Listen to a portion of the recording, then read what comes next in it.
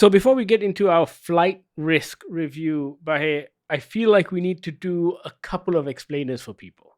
Our listeners, our friends, our followers may not know what the blacklist is. So why don't you explain to them what the blacklist is? Okay, so the blacklist was started in the mid to late 90s, I think.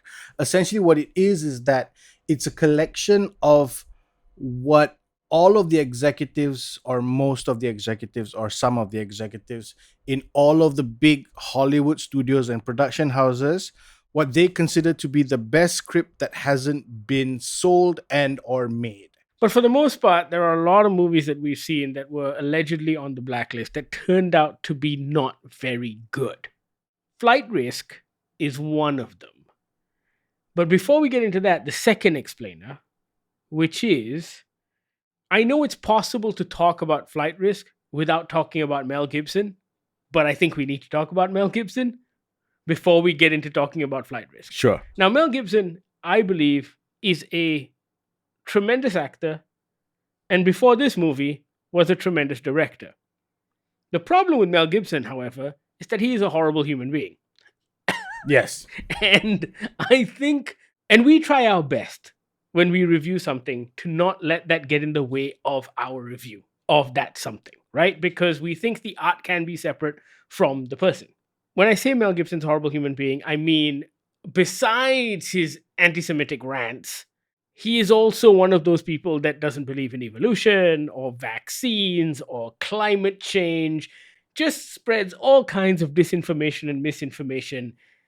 And the crazy thing is, it feels like he's a true believer as well. It doesn't feel like he's an Elon Musk who is doing this to just get more money. Yeah. It feels like he genuinely believes this crap. Anyway, all of that aside, he has made some very good films.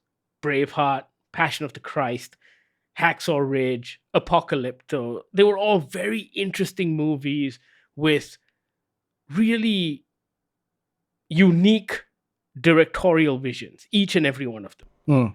Flight Risk feels like the most basic piece of shit that you will ever encounter. This is the very definition of a January movie. Actually, hold on, third explainer. For people who don't know, January is the month where studios dump all of the crap they want to forget. Flight Risk was a movie that was made in 2023. I think they finished shooting it in 2023. It was supposed to be launched last year, multiple delays, and now it's out in January of 2025. January is the month they dump crap. This is crap. Yeah. Like, I was talking to a friend of mine just as I came out of the cinema, and I was telling him to not bother with this film, and he was disappointed because he was looking forward to it. He was kind of excited by this potential for a Mel Gibson thriller starring Mark Wahlberg, and I'll be honest, the trailer is passable. However, the film really, really, really is not. We should know this isn't a Mark Wahlberg movie. It's not a Mark Wahlberg movie. He's barely in it. Hang on. I mean, he's in it, but a lot of the runtime, he's also passed out in the back of a plane. Exactly. If anything, this is a Michelle Dockery and Topher Grace movie. Yeah. And if you don't know who Michelle Dockery is, it's fucking Lady Mary, right? It's Lady Mary from Downton Abbey. And she is Right. a U.S. Marshal in this one. But Yes. it's her movie and it's Topher Grace's movie. And Topher Grace is doing the same thing. He's doing the same shtick he does in every movie in this one. And I blame the writing for that. I just think that they took the easy route for everything. Now, the concept here is interesting. It's a locked room thriller that takes place in a plane. It's not original. We've seen it before. However, this is like a little plane in Alaska, and there are 3 people stuck in it, and there is some conspiracy going on, right? It has all the makings for a really good thriller. It could have been Panic Room in the Sky, but it wasn't. Turns out it was just really, really dull and predictable. All of these actors are trying their best to ham it up given the material they're given, but the material is just awful. How this was on the blacklist, how any studio executive or any Hollywood insider read this and went, wow, this is unique and original and should be made into a movie. I agree with a lot of what you're saying, except the last bit, because the way you've just sold it is perfect, right? It is Panic Room, but in the sky. This isn't a hijacked airliner where there are multiple people there. This is three guys, or well, three characters, and only one of them can fly the plane. And unfortunately, the one person who can fly the plane is the one who wants to do the murdering. So you've got on paper what is potentially a very tense and could be an exciting show. However, I think the delivery of said film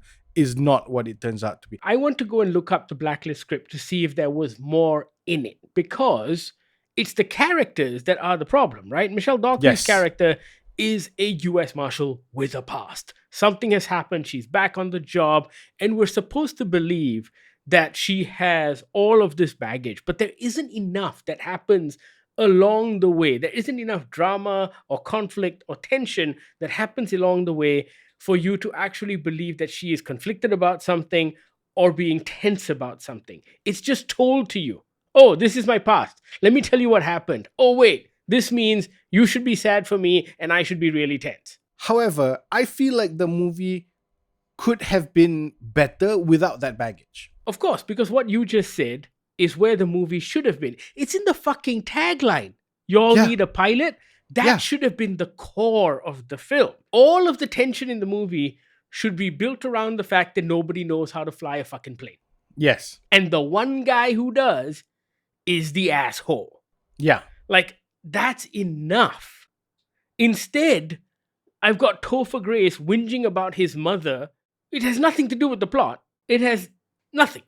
They don't develop that at all. But even then, Topher Grace as a character is annoying in this. Read the fucking room, bro. There's so many moments where the Topher Grace character shouldn't be acting like a Topher Grace character. Because he's not an idiot. Because he's not an idiot. And he says so himself. Multiple in the plane, times. he Yeah. goes, I'm one of those guys who could have been anything. Because he's fucking smart. Yes. So why is he running his mouth? It feels like they wanted Topher Grace in this to do the Topher Grace thing so that they could have some attempts at laughter throughout the film. Yeah. Not necessarily levity, just a nervous laughter thing throughout the movie. But it just comes off as annoying because, hang on, the only guy who can fly this damn thing that you are currently in 3,000 feet up in the sky is one trying to murder you and two passed out in the back.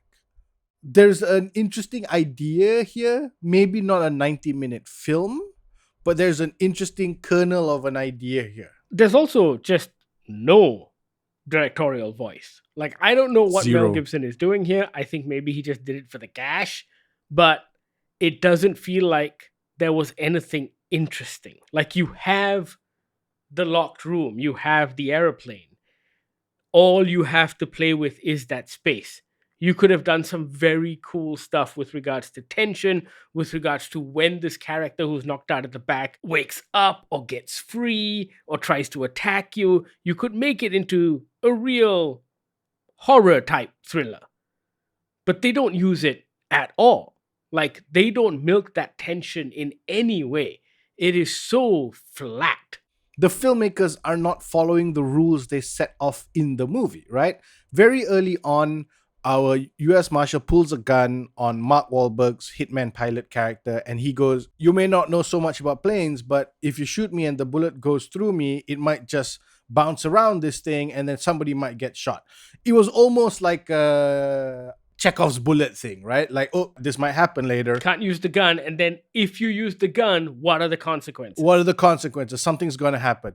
Except later on in the movie, Mark Wahlberg fires 2 shots off at the front of the plane. This is a small prop thing, so it's not like a Learjet or anything like that. Mark Wahlberg's character fires 2 shots towards the front of the plane. One hits the console and nothing happens. The other one is deflected by a flimsy pilot's chair. That thing looked like fake leather around springs and some sponge, and it stopped a bullet. So even the filmmakers set out that, like you said, firing a gun in this small tin can has unintended consequences. But then when they fire the gun, there are no unintended consequences. So what was the point of bringing that up?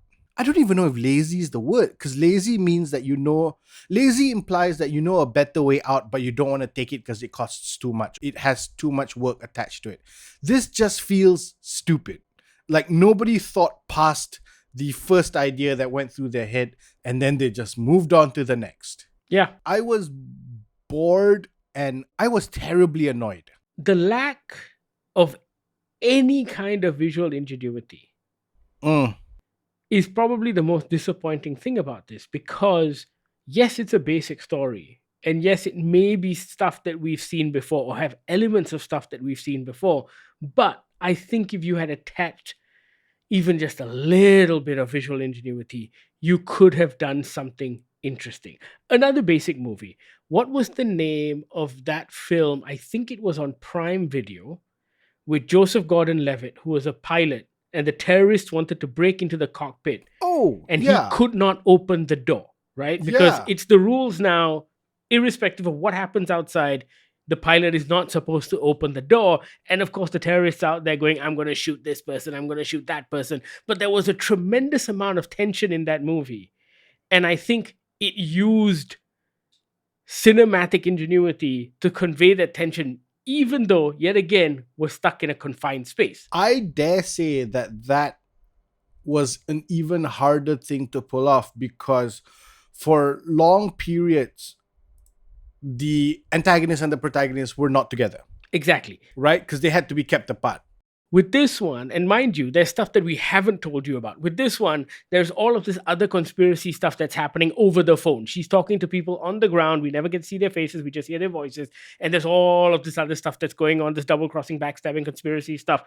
There is so little visual ingenuity that I leaned over to you at one point and said, this could have been an audiobook. This could have been a radio play. I didn't have to watch it. I don't even want to listen to it, but it could have been that. The Joseph Gordon-Levitt film is called 7500. That's the one. It was really good. Yeah, was I really enjoyed tense. that. That was a real Yeah. thriller. You could feel Yeah. the tension.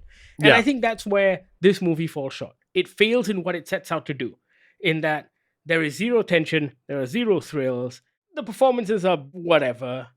I think Mark Wahlberg actually shaved his head for this movie, or half his head for this movie, so good job being committed to the part, Marky Mark, but it feels like a waste of time. Not wearing a ball cap and actually shaving his head. Whoop, they fucking do lah, Mark Wahlberg. Skip this one.